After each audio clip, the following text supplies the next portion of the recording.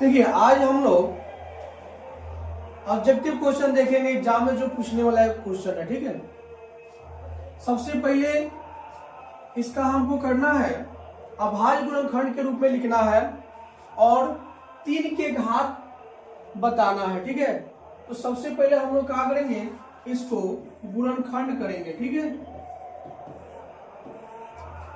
तो गुणनखंड करने के लिए देखो दोस्तों, आपको विभाज्यता के नियम पता होना चाहिए।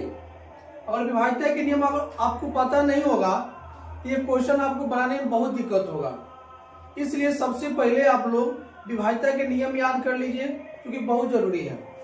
चलिए देखिए, इसमें हम लोग क्या करेंगे, विभाज्यता के नियम तो याद होना ही चाहिए। देखिए सबसे लास्ट में अगर 0, 2, 4, 6, 8 आए तो उसमें 2 से भाग लग जाएगा।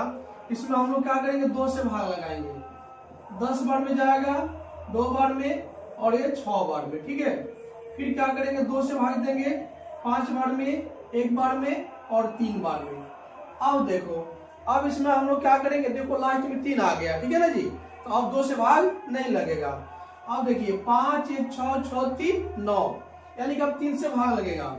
3 एकम में 3, 2 इसमें लगेगा 7 बार में और ये 1 बार में। फिर 3 से भाग लगाओगे 5 बार में और ये 7 बार में। फिर 3 से भाग लगाओगे, ये हो जाएगा 1 बार में, ये 19 बार में। देखिए हमको इसको बताना है 3 का घात बताना है।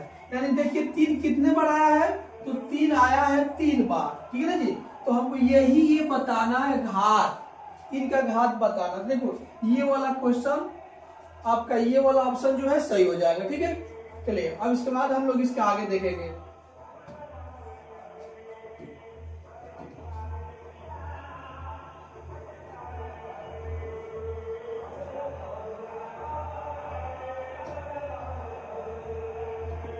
देखिए निम्नलिखित में किसका दशमलव प्रसार शांत नहीं है, ये बताना है।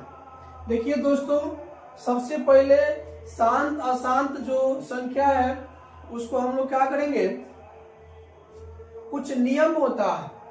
ठीक है ना, कुछ तरीका होता है जिससे आप बता सकते हो कौन शांत है और कौन अशांत है।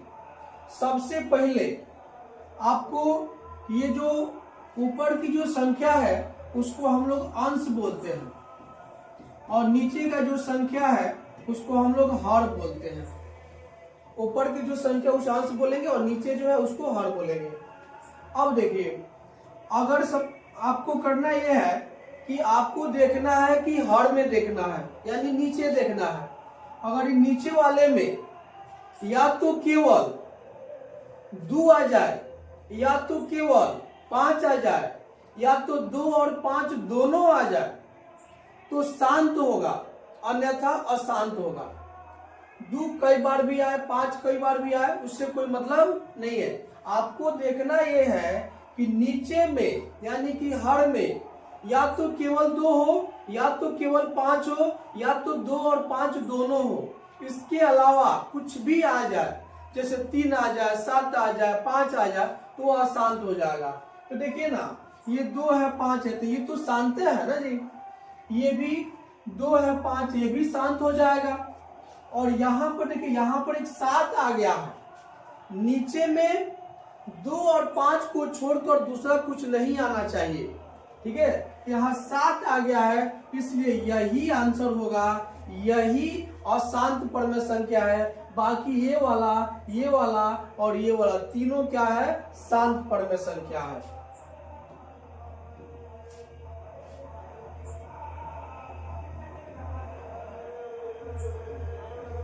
चलिए अब हम 3 नंबर क्वेश्चन, शून्यकों का योग बताना है। तो इसको थोड़ा सा हम लोग क्या करते हैं, हल कर लेते हैं। यहाँ पर जैसे x into 2x minus 5 minus 3, इसको हल करिएगा, गुना करिएगा तो 2x स्क्वायर, इससे इसमें गुना होगा 5x और माइनस 3। और इसका हमको बताना है शून्यक नहीं बताना बल्कि शून्यकों का योग बताना है। तो शून्यकों का योग का फॉर्मूला हम लोग को पता है।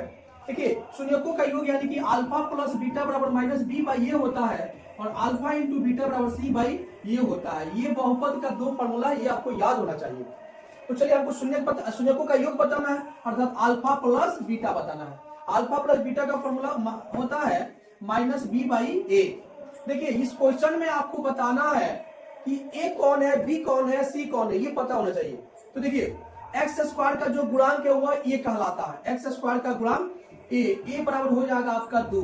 एक्स स्क्वायर का गुणांक ही क्या कहलाता है, a कहलाता है। ये ध्यान दीजिएगा आप लोग, ठीक है ना। अगर ये पहले आ जाए, ये बाद में उससे कोई मतलब नहीं। आप देखिए एक्स स्क्वायर कहाँ है, एक्स कहाँ है, ठीक है। एक्स का ये जो एक्स है इसका गुणांक b कहलाता है, यानी b बराबर हो जाएगा -5, और जो अचल पद होता है वह आपका हो जाएगा c, यानी c बराबर हो जाएगा -3। बस अभी मान रख दीजिए, माइनस है तो माइनस, और b की जगह कितना है -5 है, तो -5। देखिए दोस्तों जब ये दो को चिन्ह एक साथ आएगा तो हम इसको क्या करेंगे, ब्रैकेट में कर देंगे, ठीक है। और नीचे में क्या होगा, यहाँ a है, ठीक है, कितना है 2। तो देखिए यहाँ माइनस, यहाँ माइनस, माइनस में माइनस से गुना करोगे तो ये हो जाएगा +5/2। देखिए 5/2 कहीं दिया, ये डी दिया हुआ है, ये आपका आंसर हो जाएगा। चलिए आगे देखेंगे।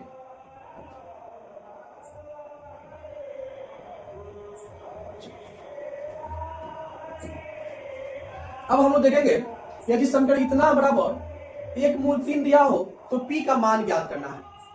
मतलब यहाँ पर क्वेश्चन है 2x² + px - 3 बराबर 0। इसमें आपको p का मान ज्ञात करना है, जबकि 1 मूल -3 दिया हुआ है। 1 मूल -3, देखिए जो मूल दिया होता है वह x का मान दिया होता है, ठीक है ना जी। मूल जो दिया होता है वह x का मान दिया होता है। इसमें क्या होगा कि यह द्विघात समीकरण है। द्विघात क्योंकि बराबर में 0 है तो समीकरण होगा, अगर ये नहीं रहता तो बहुपद हो जाता। तो यहाँ पर ये द्विघात समीकरण दिया हुआ है। इस द्विघात समीकरण में आपको पता होगा कि द्विघात समीकरण के x के 2 मान होते हैं। अगर त्रिघात समीकरण होगा तो x के 3 मान होंगे, अगर रैखिक समीकरण होगा तो x के 1 मान होगा, ठीक है। तो ये है द्विघात समीकरण, यहाँ x के 2 मान होंगे, लेकिन 1 मान दिया हो तो हमको क्या करना, उससे क्या मतलब 1 मान दे या 2 मान, 1 मान x का दिया हुआ है ना जी, तो वह मान आप रखोगे तो p के मान निकल जाएगा, आराम से निकल जाएगा, क्योंकि x का मान कितना दिया है -3। अरे मूल दिया तो एक समान है ना है जी। अब क्या करें, वही x जहां जहां x है वहां -3 रख दीजिए, हो जाएगा। यहाँ 2 है तो 2, इस x के जगह पे क्या रखना है -3, क्योंकि यहाँ स्क्वायर दोगे ना, ये प्लस है तो प्लस, p है तो p, इस x के जगह पर आपको क्या रखना है -3 रखना। अरे जहां जहां x होगा वहां वहां -3 रखेंगे, ठीक है। और ये -3 है तो -3 बराबर में 0 है तो 0। देखिए -3 का स्क्वायर करेंगे तो 9 हो जाएगा, और 9 दूना 18 हो गया।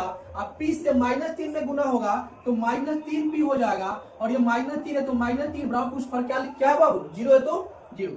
देखिए 18 में से 3 घटाओगे तो कितना बचेगा, 15 बचेगा।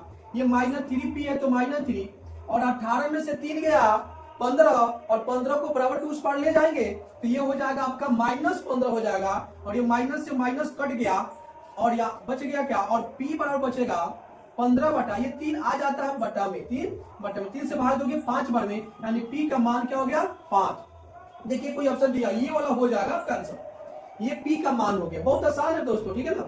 ऐसे ही हम लोग क्या करेंगे, आराम से बना लेंगे। इसके लिए आपको कुछ फार्मूला और जो भी आपको पीछे पढ़ाया गया है उस फार्मूला को आप लोग रिवाइज कीजिए और फार्मूला याद करिए। सारे क्वेश्चन एकदम आसानी से बन जाएगा, थोड़ा भी दिक्कत नहीं होगा आप लोगों को।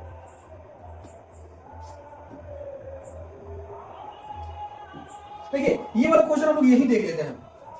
यदि बहुपद ax² - bx + c के शून्यक अल्फा बीटा हो तो अल्फा इंटू बीटा का मान ज्ञात करना है। देखिए बहुत आसान क्वेश्चन है, अभी ये फार्मूला आप लोग को लिखा ही गया था। देखिए आपको ज्ञात करना है अल्फा इंटू बीटा। देखिए अल्फा इंटू बीटा का क्या होता है फार्मूला, आप लोग बताइए। तो अल्फा इंटू बीटा का फार्मूला होता है c/a। क्या होता है c/a।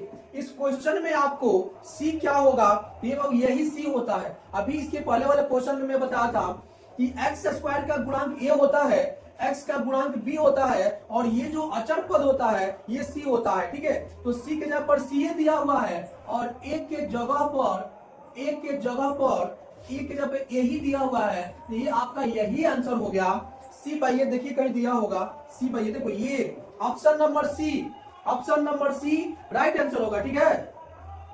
चलिए अब इसके आगे हम लोग देखेंगे, इसके आगे वाला क्वेश्चन इसके आगे में दिया हुआ है कि ये 6 नंबर जो क्वेश्चन है, ये 6 नंबर जो क्वेश्चन दिया हुआ निम्नलिखित में कौन समांतर श्रेणी में है, कौन समांतर श्रेणी में है, मतलब बताना है कौन एपी में है। ठीक है, देखिए सबसे पहले आपको मैं बता दूं कि एपी अगर पहचानना है कौन एपी में है, उसके लिए फॉर्मूला होता है T2 माइनस T1 बराबर T3 माइनस T2, ये फॉर्मूला होता है। इस फॉर्मूला पे हम लोग क्या करेंगे, पहचान लेंगे कौन एपी में है और कौन एपी में नहीं है। देखिए सबसे पहले ऐसे आप लोग को पता होना चाहिए कि एपी के मतलब होता है कि दूसरे पद में से पहले पद को घटाया जाए और तीसरे पद में से, वही चीज लिखा गया है यहाँ पर, तीसरे पद में से दूसरे पद को घटाया जाए और उसका मान बराबर आ जाए तो वह एपी में है, अन्यथा एपी में नहीं है। चलिए इस क्वेश्चन को बनाते हैं। देखिए यहाँ 5 में से 2 गया तो क्या हो जाएगा, 3 होगा, और 7 में से 5 जाएगा 2, यानी कि यह एपी में नहीं है, एपी में नहीं है, यानी कि समांतर श्रेणी में नहीं है। देखिए समांतर श्रेणी में कौन है बाबू, तो समांतर श्रेणी में यही है। देखो यहाँ फॉर्मूला लिखा गया, मैं बता दूं, तो छोटा में लिखा हूं, फॉर्मूला है T2 माइनस T1 बराबर T3 माइनस T2। देखिए ये आपका आंसर होगा, कैसे, देखिए ये होगा T1, ये होगा T2 और ये होगा T3। तो T2 का जब क्या दिया हुआ है, 3 दिया माइनस है तो माइनस, और T1 के जब 1 दिया है तो 1 लिख दिए, बराबर है तो बराबर दे दिए। T3 के जब क्या है 5 है तो 5, और T2 के जब क्या है 3 है तो 3। बस कुछ नहीं करना है दोस्तों, बस ये केवल फॉर्मूला भी याद कर लो और उसके बाद जो मान रख करके हल कर लो।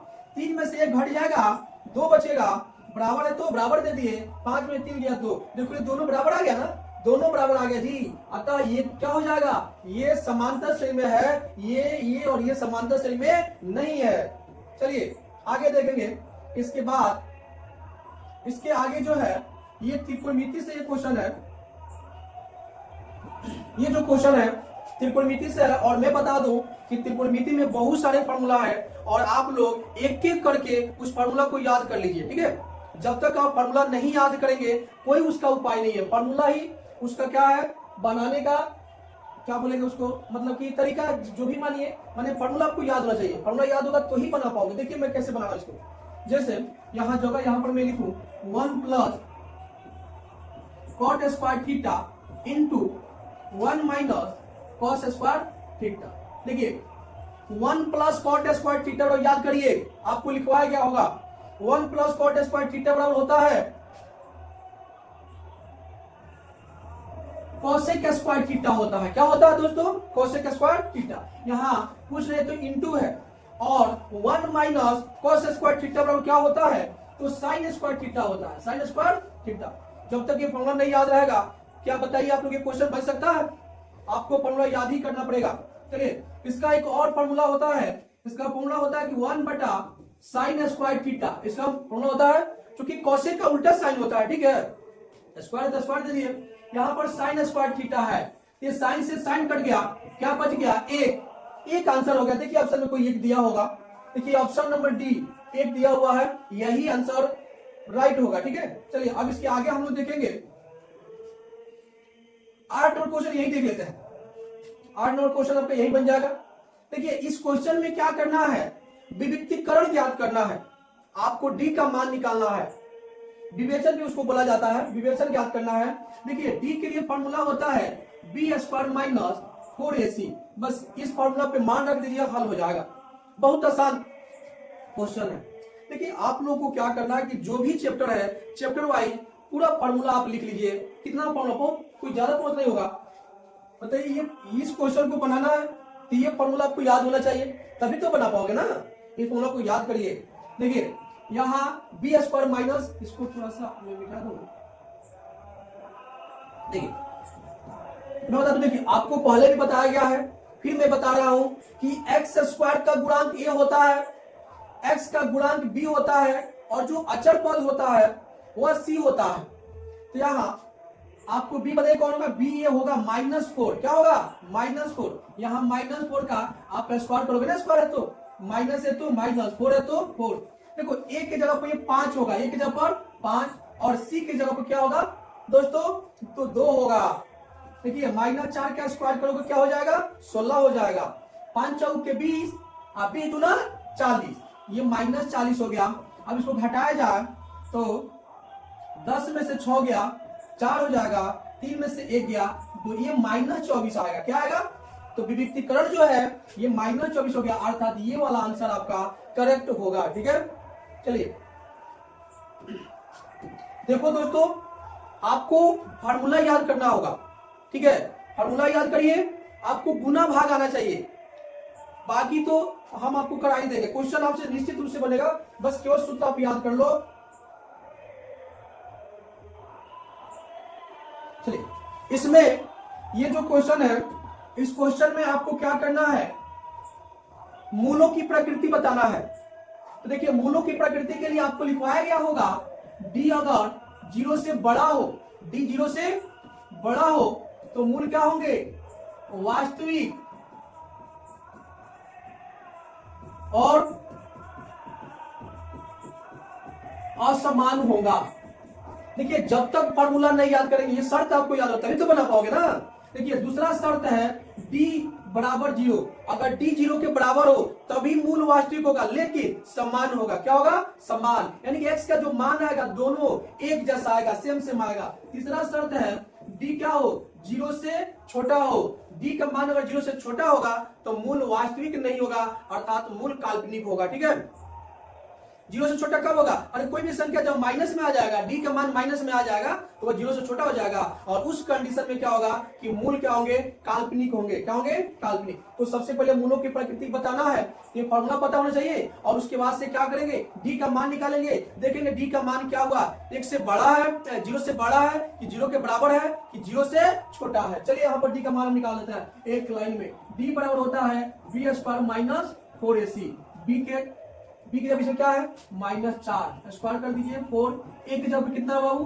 2 है, और सी की जब कितना है? 3 है, तो -4 का स्क्वायर करेंगे तो 16 हो जाएगा। 4 × 8, 8 × 3 = 24।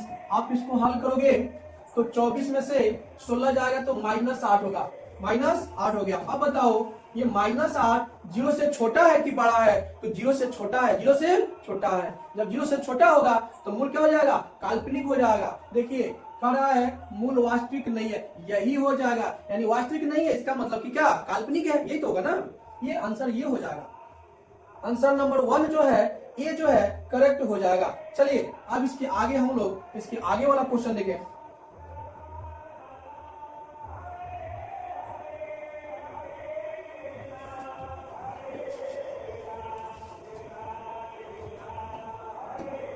निम्नलिखित में कौन इसका एक मूल है? ये बताना है, इसका एक मूल बताना है।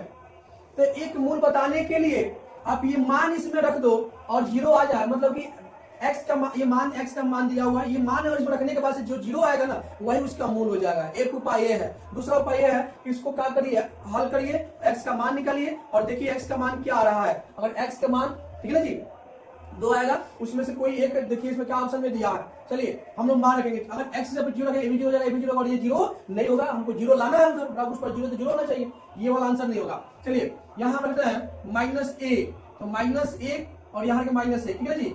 तो ये हमारे ख्याल से ये हो जाएगा आंसर। देखिए x से -1 रखिए, -1 का स्क्वायर -3, यहाँ -1 और +2 बराबर में 0।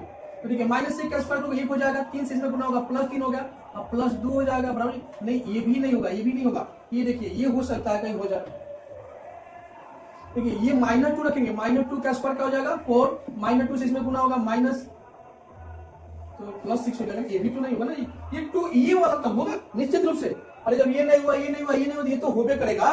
देख लीजिए 2 का स्क्वायर -3 × 2 +2 बराबर में 2 का स्क्वायर करोगे 4, 4 2 6, 3 में से गुना होगा 6 बराबर में 0। ये 0 आ गया, ये नहीं आ गया, ये आंसर हो जाएगा। ये 2 सही है, ठीक है। चलिए एक क्वेश्चन और यहाँ पर हम लोग यही देख लेंगे। निम्नलिखित में देखिए, अब हम लोग देखेंगे क्वेश्चन नंबर 11। क्वेश्चन नंबर 11 कह रहा है निम्नलिखित में किसका गुणनफल एक परमेय संख्या है। देखिए क्लास 10th में बोर्ड के एग्जाम में हर साल पूछा जाता है कौन परमेय संख्या है, कौन अपरमेय संख्या, ठीक है। यदि कोई संख्या करनी में हो और उसका पूरा वर्गमूल ना निकले तो वैसे संख्या को हम लोग अपरमेय संख्या कहते हैं। जैसे ये देखिए यहाँ पर एक इसको और गुना करते हो तो 8 गुना 16 हो जाएगा। क्या हो जाएगा? 16। और 16 के वर्गमूल क्या हो जाएगा? 4 हो जाएगा। वर्गमूल 4 हो जाएगा, अर्थात यही वह संख्या है जो परमेय संख्या है। बाकी ये सब परमेय संख्या नहीं होंगे, क्योंकि इस सब का पूरा पूरा वर्गमूल नहीं निकल पाएगा। ठीक है। क्वेश्चन में आपको बताना निम्नलिखित में कौन 154 के अभाज्य गुणनखंड है। तो देखिए आप लोग बच्चा क्लास में देखिए 7, 8 में 5 में भी पढ़े होंगे गुणनखंड। जैसे 154 का गुणनखंड करिए। देखिए गुणनखंड के लिए आपको विभाज्यता के नियम पता होना चाहिए, तभी आप आराम से बना सकते हो। यहाँ पर देखिए 2 से भाग दोगे 7 बार में, ये 7 बार में चला जाएगा। अब यहाँ पर 7 से भाग दोगे 11 बार में, यानी कि 154 की ये जो आप देख रहे हो यही अभाज्य गुणनखंड कहलाता है। देखिए कोई है क्या यहाँ पर? ये देखिए आंसर नंबर सी, ये देखिए 12 के ये सी का हो जाएगा, करेक्ट आंसर हो जाएगा। ठीक है। यहाँ देखिए ये आया हुआ है 2, 7, 11 आ गया। ठीक है। चलिए आगे देखेंगे इसके आगे।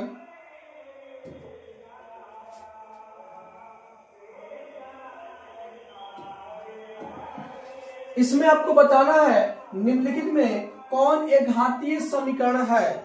एक घातीय समीकरण, एक घातीय समीकरण समझ रहे हो ना? मतलब कि चर का घात 1 होना चाहिए, चर का घात 1 होना चाहिए। चलिए इसमें आप लोग देखेंगे, इस क्वेश्चन में आपको ये देखना है कि रैखिक समीकरण कौन है, यानी कि x का घात 1 किस में हो रहा है। तो देखिए ये देखो, ये बराबर किस पर x है, बराबर किस पर x है, ये x से x खत्म हो जाएगा, ये बिना चर वाला माने समीकरण हो जाएगा। ठीक है। इसमें देखिए चर का घात 2 है, चर का घात 2 है, तो ये भी रैखिक समीकरण नहीं होगा। इसमें भी चर का घात 2 है, ये भी रैखिक समीकरण नहीं होगा। यही बच रहा है, इसका मतलब कि यही क्या हो जाएगा? रैखिक समीकरण। आप कहोगे सर यहाँ पर x² है, तो ये रैखिक समीकरण कैसे होगा? तो देखिए इसको हम लोग हल करेंगे। इसको a + b के होल स्क्वायर पर तोड़ोगे तो आएगा x² + 2x + 1 बराबर उस पर क्या है? x² + 4x + 2। ये देखो ये x² कट गया, यहाँ पर x बच गया, यही रैखिक समीकरण कहलाएगा। क्योंकि इसमें देखिए x का घात 1 यहाँ पर भी है और यहाँ पर भी है, यहाँ नहीं कटने वाला है। ठीक है, ये आंसर हो जाएगा। चलिए अब इसके आगे हम लोग देखेंगे। इसके आगे आपको बताना है ये वाला क्वेश्चन कि ये जो 14 नंबर क्वेश्चन आप देख रहे हो, निम्नलिखित में कौन सा द्विघात समीकरण है। देखिए द्विघात समीकरण के लिए क्या होता है? x का घात 2 होना चाहिए। x का घात, अगर चर का घात 2 होगा तो उसे द्विघात समीकरण कहेंगे, और चर के घात 3 होगा तो उसे त्रिघात समीकरण कहेंगे। लेकिन हमको यहाँ देखना है द्विघात समीकरण। ठीक है।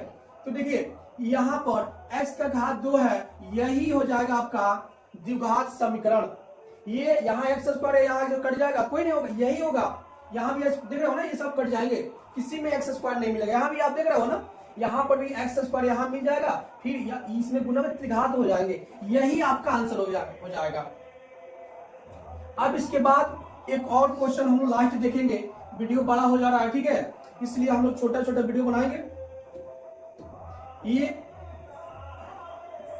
15 नंबर क्वेश्चन है कि यदि समीकरण 4x² - 3kx + 1 = 0 के मूल बराबर हो तो k का मान बताना है। क्या बताना है? देखिए k का मान, तो मूल बराबर कब होता है?